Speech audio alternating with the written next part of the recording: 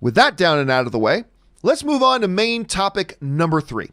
And our third main topic today gets submitted to us by Adnan Rammouni, who writes, "It's being reported that JJ Abrams' production company, Bad Robot, is developing a few new shows for the upcoming HBOMax, including a Shining spinoff called Overlook, which is very interesting, and a DC show, Justice League Dark.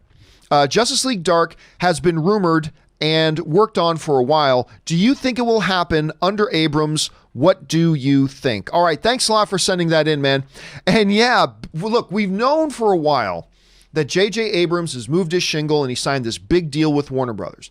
Now, we've heard of a few things here and there, but we're wondering really when's the first big splash going to be. Well, this could be it. This comes to us from IndieWire, who writes, HBOMax described this new Justice League Dark film, which, by the way, they're not officially calling Justice League Dark at this moment. They're just calling it a property based on this. So here's what IndieWire wrote. HBOMax described the third project as a major series to be based on DC comic characters from Justice League Dark, though additional details have yet to be revealed.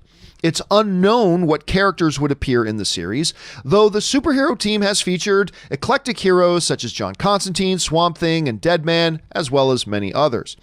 So that's what we're getting. Now, what's interesting in this and what's being overlooked by a lot of people, overlook, again, no pun intended, the part about this story that's being overlooked by a lot of people is that whole notion of The Shining and doing the Overlook Hotel.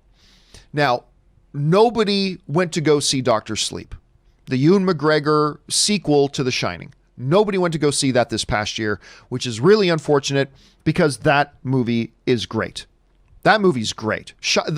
Dr. Sleep is a great movie. I had so much fun with it. It was so wonderful. Bad title, didn't market it right. The film flopped, which is really unfortunate because it deserved much better. So I think that's something we got to keep our eyes on as well.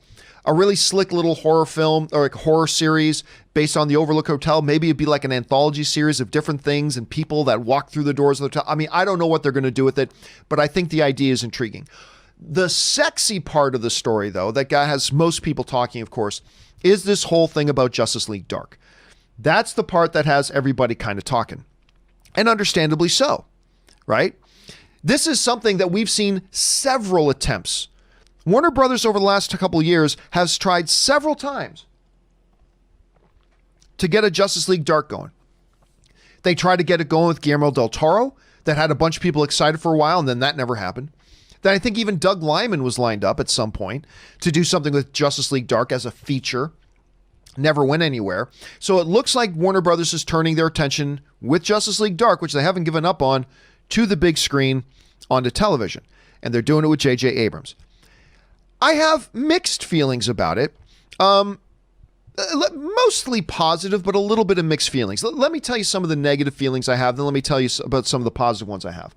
On the negative side, you know, we are very much a what have you done for me lately kind of culture, which is unfortunate because we're actually really stupid that way, but we are. And I just saw Rise of Skywalker and I did not like Rise of Skywalker. Even though I love what he did with The Force Awakens, I did not like Rise of Skywalker. So there's a little bit of that.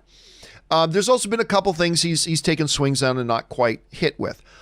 On the other side, though, the part that does give me a little bit of enthusiasm and excitement for the project is the fact that, you know, JJ Abrams has a pretty damn good track record of launching really great, you know, fantasy sci-fi kind of properties.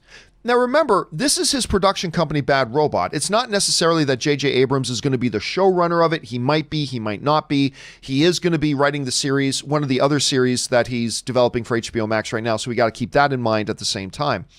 But he's got a pretty good track record. I thought his first Star Trek movie was really fun. Obviously, I love his first Star Wars movie, The Force Awakens. I love that one.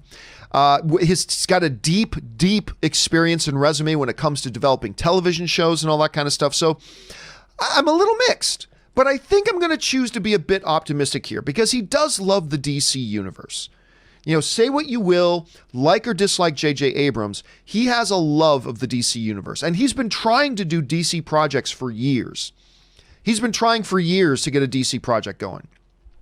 Oftentimes there's been a lot of obvious obstacles because he couldn't because of studio affiliation, but he has wanted to do a DC-based property project for years. He's got a deep love for the universe. He wants to do it, so that's good. But can he deliver? And by the way, it should also be pointed out here, and I don't want to be a downer or anything like that, but it does have to be mentioned. Just because they're announcing that he's developing it does not automatically mean it's going to happen. Again, as we referenced, the Guillermo del Toro project. They announced it, he's developing it, it's gonna come, and it never came. Then other people, like I said, Doug Liman, gonna do it, it's gonna happen now, and then it didn't happen. So while they're saying he's going to be developing it, it does not at this point automatically mean that it will happen. We're going to have to keep our eyes on this and wait for an official word to say it gets the green light and all that kind of stuff. And then we can start getting a little bit more excited. But until that time, we got to stay a little bit cautious. We got to temper the excitement and temper our expectations just a little bit at this point. And that's probably going to be the wise thing.